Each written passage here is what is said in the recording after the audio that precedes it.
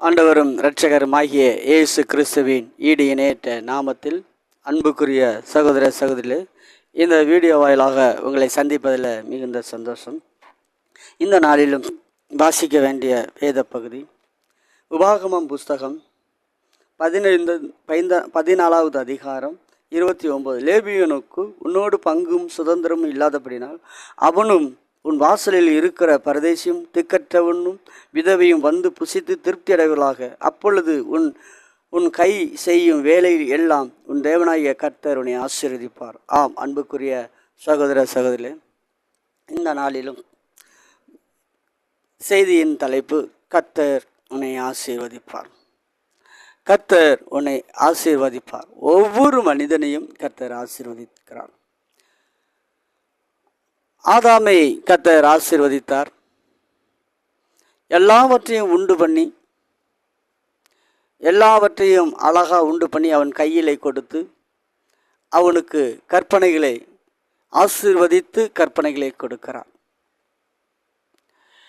ஆசீர்வதித்து கற்பனையை கொடுக்கிறார். அவனுக்கு கொடுக்கப்பட்ட கற்பனை என்ன என்றால், இந்த பழத்தை மாத்திரம் புசியாதே என்று சொன்னார். இதுதான் அவனுக்கு கற்பனை. இரண்டாவது, நோவாவை கர்த்தர் ஆசீர்வதித்தார்.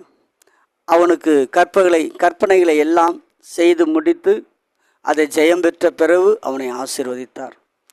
அவனை கர்த்தர் சொன்னார், வெள்ளப்பெருக்கு வரப்போகிறது, நீ அதற்கு முன்பாக ஒரு பேழையை உண்டு பண்ணு என்று சொன்னார்.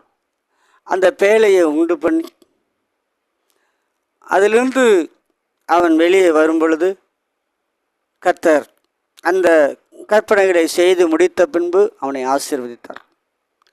ஆபிரகாமை பார்க்கிறோம். ஆபிரகாமோடு கூட அவன் கீழ்ப்படிந்து விசுவாசித்து நடக்க அவனை ஆசீர்வதித்தே வந்தார்.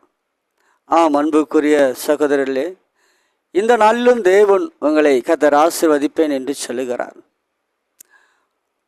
கற்பனைகளை நீங்கள் கை கொள்ளும் பொழுது, விசுவாசிக்கும் பொழுது, அவரோடு கூட நடக்கும் பொழுது கர்த்தர் சொல்கிறார், நான் உங்களை ஆசீர்வதிப்பேன் என்று சொல்கிறார். இதை கேட்டுக்கொண்டிருக்கிற அருமையான சகோதரனே, கர்த்தர் உன்னை ஆசீர்வதிப்பார். கர்த்தர் உன்னை ஆசீர்வதிக்கிறவர். உன் கையிட்டு செய்யும் எல்லா வேலையிலும் கர்த்தர் உன்னை ஆசீர்வதிப்பார். ஆம், அன்புக்குரியவர்களே, ஆபிரகாமை ஆசீர்வதித்தார். அவன் கீழ்ப்படிய விசுவாசிக்க அவருடைய வார்த்தையை நம்பிக்கை